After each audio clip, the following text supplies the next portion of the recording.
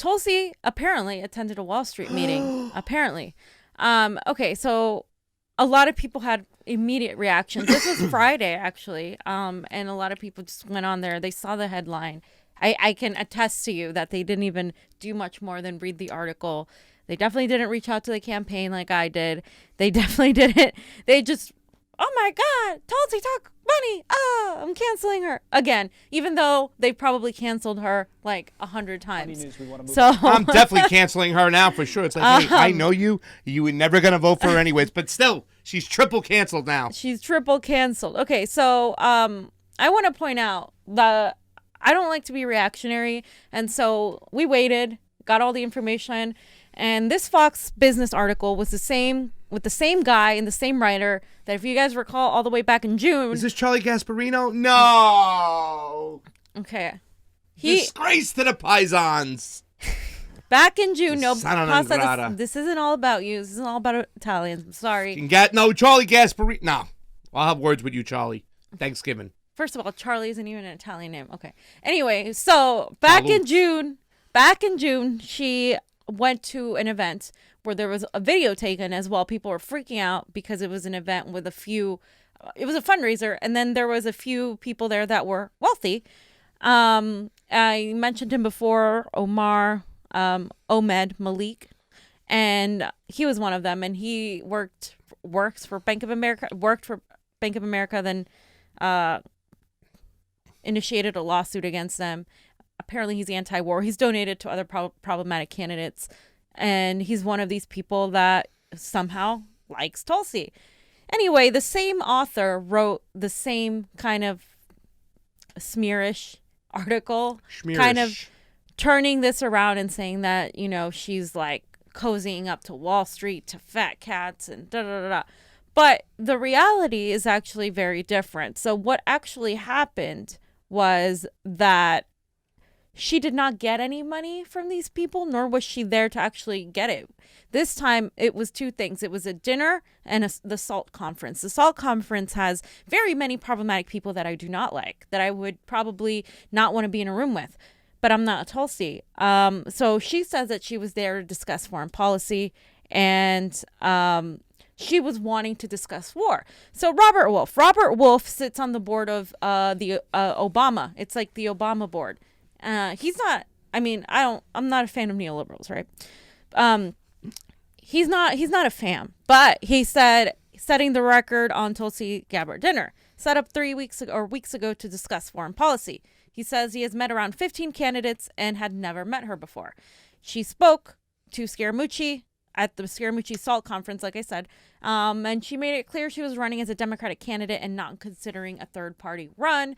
And Tulsi herself was saying she wanted to talk about her foreign policy, etc. There is actual video, which we can look at shortly for a second. But this piece, like I said, is similar to the one in June. It was written by the same guy, Charlie. And we have here, this is back in June, Tulsi Gabbard clarifying after people were freaking out. She was in NYC holding 3 events, a meet and greet, a fundraiser with this doctor here, and a breakfast conversation. I do not accept money from PACs and lobbyists. Some in the media are upset by the fact that there are business people in NYC who are against warmongers and support my message of ending regime change wars, the new Cold War, and nuclear arms race. By the way, I would have loved to have millionaires and billionaires join this campaign and use their money for good, not evil. Maybe that's what they're upset about. So Tulsi and I differ here. Tulsi, to a degree. So Tulsi is of the idea that there are good people that are rich, and I agree with that. There are some good rich people. And they are willing to listen and might want to help out. A Batman, so to speak, right? So she goes and meets with these people. So she wants to see if they are going to do what it needs to be done to help people, or if they're all talk. Now, for me, I have a strong distrust of these people. It would be hard for me to even meet with them. But this is Tulsi, and this is what Tulsi does. This is consistent with what she does. And of course, this continues that idea.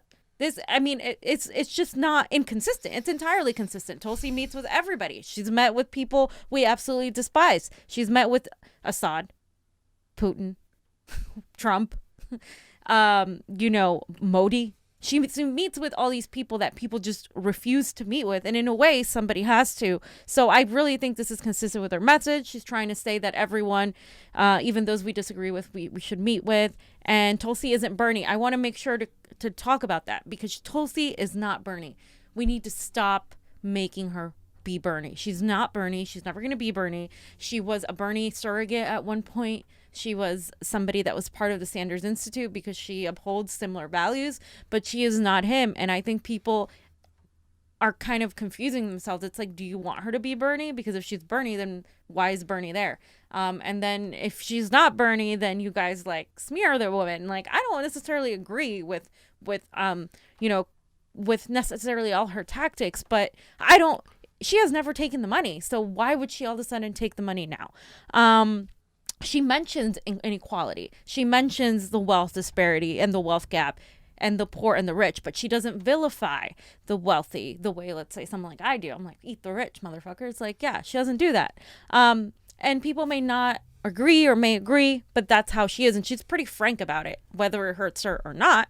And like I said, personally, I disagree with her, but she is being consistent in who she is. Well, I mean, here's the thing, say there's somebody, we have certain values, and obviously when it comes to the rich, me and you are pretty close there. I'm ready to start braising them. We talk about it all the time. But, if it's somebody who has a lot of money but is still anti-war, as long as you made that you drew that line in the sand, you're not going to take that PAC money. Now you can't be corrupted. You can take individual money. So if an individual like Malik wants to see you, has the same values when it comes to war, he's for ending war, of course you should talk with him. So, I mean, you always got to look who butters their bread. You said this before. It's like, okay, Bernie Sanders might not make good decisions over here, whatever, when it comes to foreign policy, whatever. But no matter what, we understand where he gets his money from.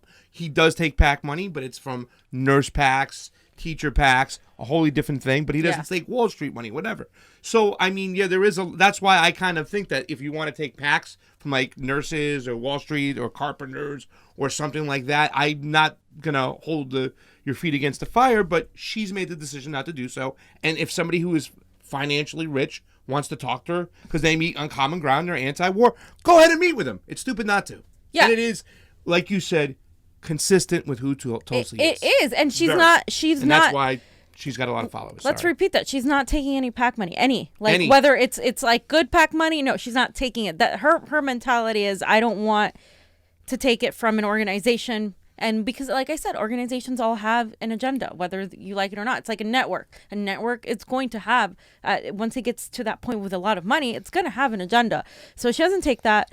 And Bernie is the only one that takes PAC money it's not corporate. I mean, he's not the only, but he's the only one that doesn't take any like corrupt corporate money besides Tulsi.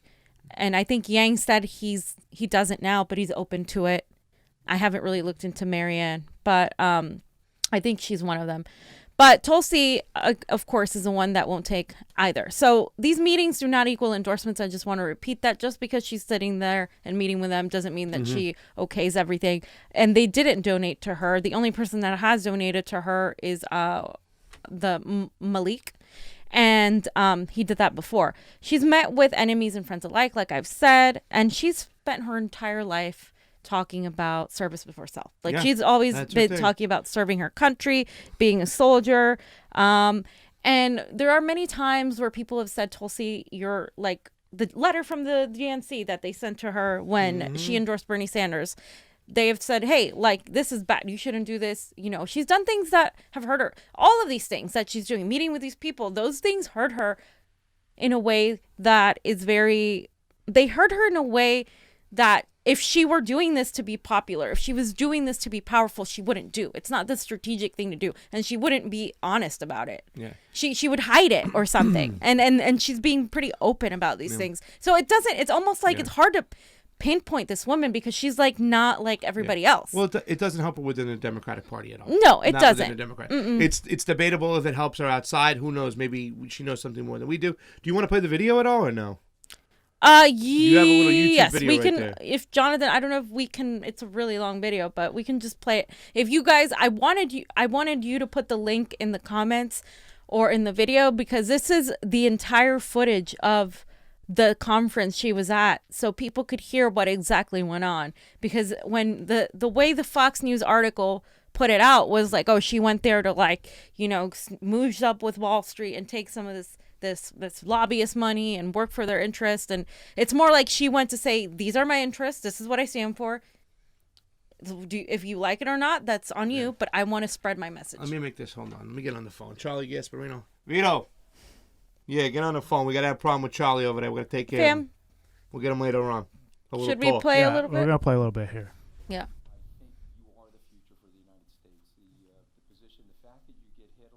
Oh, they lowered the volume down. Oh, okay.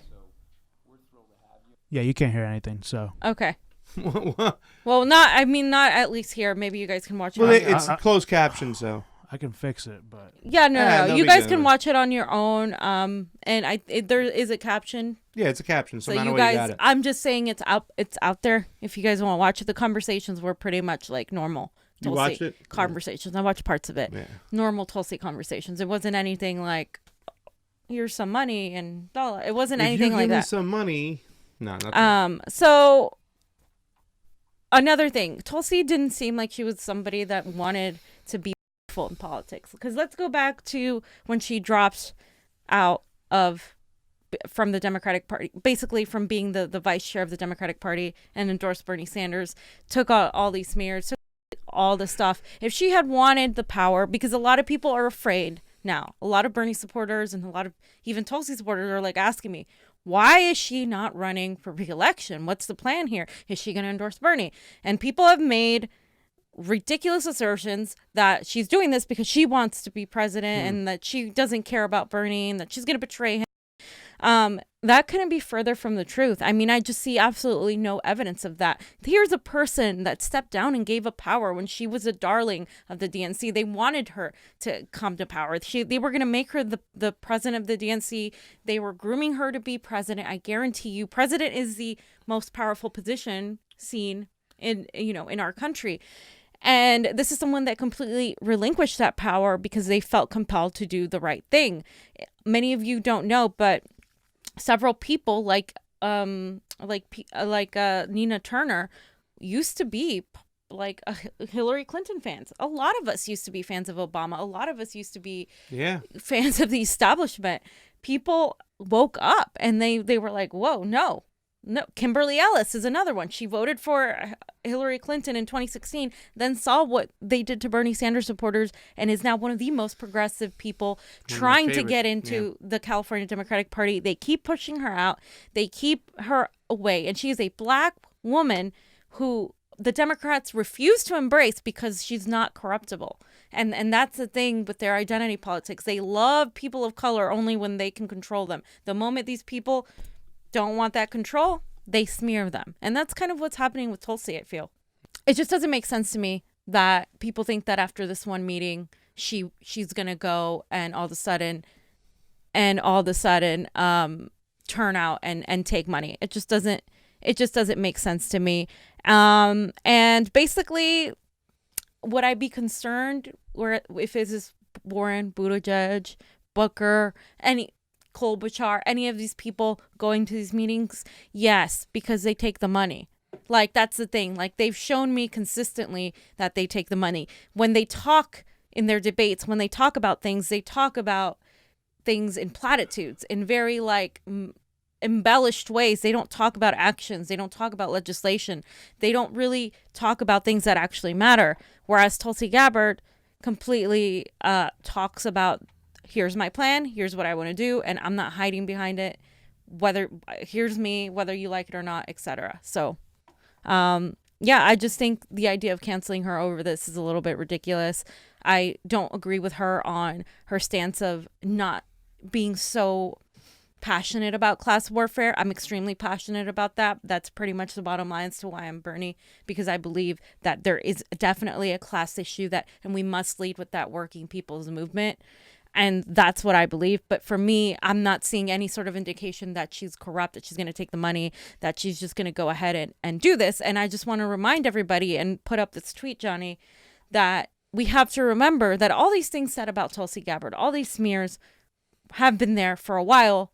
But the political preference aside, is that Tulsi is a Russian asset, a Modi fan, and an Assad apologist until she turned her against the establishment, endorsed Sanders, and went against Clinton in the military-industrial complex.